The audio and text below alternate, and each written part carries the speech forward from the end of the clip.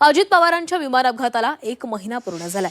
बारामतीमध्ये त्यांच्या विमानाला अपघात झालेला होता आणि यामध्ये त्यांचं अपघाती निधन झालंय। या विमानात तांत्रिक बिघाड झाला होता की हा घातपात होता, असे अनेक सवाल उपस्थित केले जात आहेत। आज प्राथमिक तपास अहवाल जाहीर होण्याची शक्यता आहे। राज्याचे माजी उपमुख्यमंत्री अजित पवार यांच्या दुर्दैवी विमान अपघाताला आज 1 महिना पूर्ण झालाय। 28 जानेवारी 2026 रोजी मुंबईहून बारामतीकडे अजित पवार निघाले असता त्यांच्या विमानाचा भीषण अपघात झाला। या विमान अपघातामुळे मोठी खळबळ उडाली।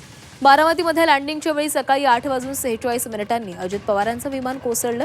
या अपघातामध्ये अजित पवारांचा मृत्यू झाला।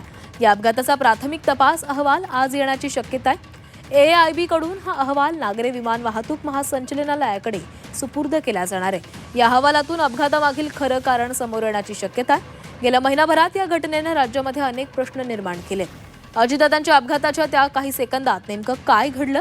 विमान हवेत असताना इंजिनमध्ये अचानक तांत्रिक बिघाड झाला होता की इतर काही कारण होतं? या सर्व शक्यतांचा सखोल तपास करण्यात आलेला आहे।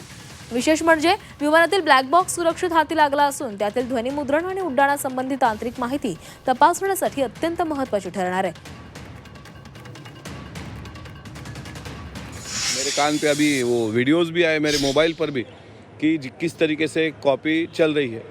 तो इस पे महाराष्ट्र के शिक्षा मंत्री का ज़रूर इस पे वो ख्याल देंगे और गंभीरता से लेंगे।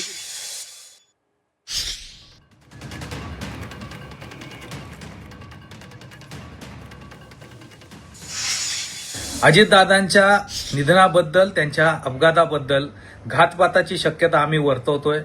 याच्या संदर्भातली माहिती केंद्र सरकार का देत नाही, हे संशयाचं धुकं आणखी गडद होत चाललंय।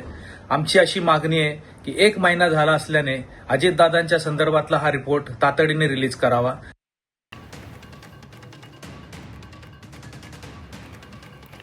या संदर्भात अधिक माहितीसाठी आपल्यासोबत जोडले गेलेले आहेत, पुण्यातून जोडले गेलेत आपले प्रतिनिधी चंद्रकांत फुंदे।